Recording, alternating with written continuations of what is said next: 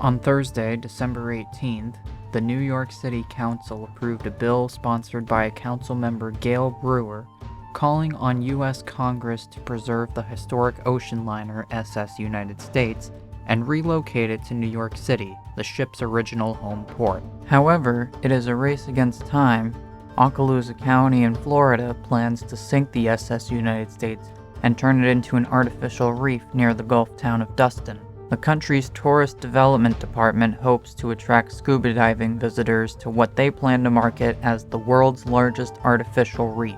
Letting this iconic vessel slip away would mean losing a huge opportunity to create public space and a maritime museum that could educate and inspire New Yorkers for generations, Brewer said. A coalition of New York City advocates is working against the clock to SOS, or Save Our Ship, the largest and most famous ocean liner ever built in the United States, and known as America's flagship. Launched in 1951, the SS United States still holds the transatlantic speed record and remains a symbol of America's proud maritime history, says members of the New York Coalition to Save the SS United States. At 990 feet long, the SS United States is the longest steam-powered passenger ship constructed entirely in the United States, making it 107 feet longer than the Belfast-built Titanic. The vessel, with its construction heavily subsidized by the U.S. government, was designed to serve both civilian and national defense purposes in times of war.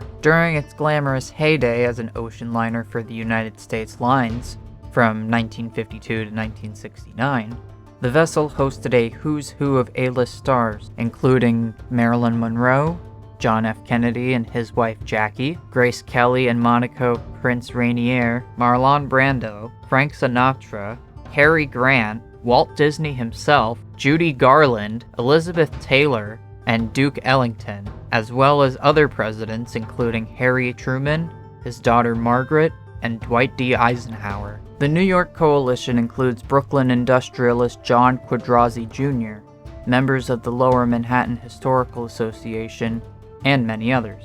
In 2015, Quadrazi, owner of the GBX Gowanus Bay Terminal, offered to moor the ship, which is listed on the National Register of Historic Places, on his Gowanus Bay waterfront without charge, until it becomes self-supporting.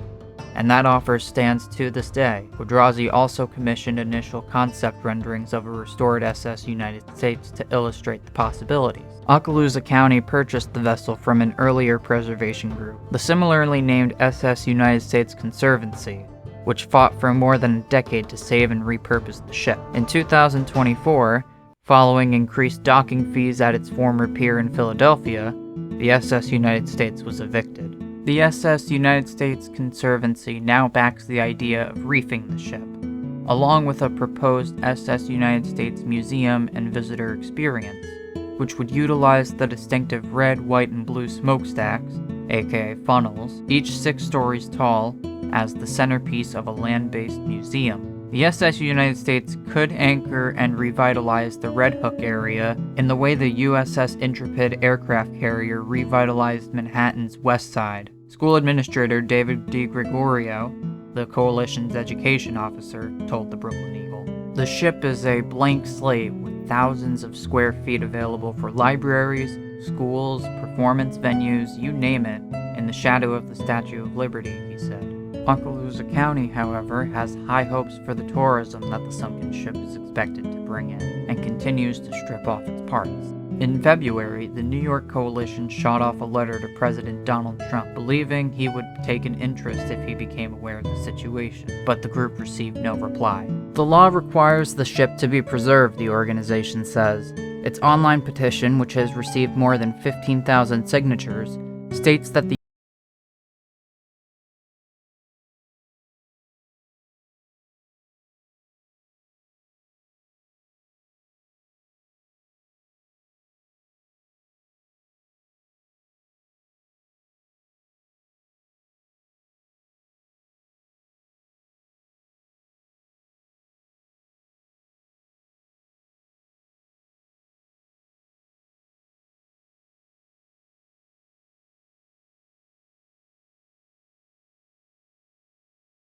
of the ship may present serious environmental issues if it is sunk, said geologist Matthew J. Lesueur, the coalition's science officer.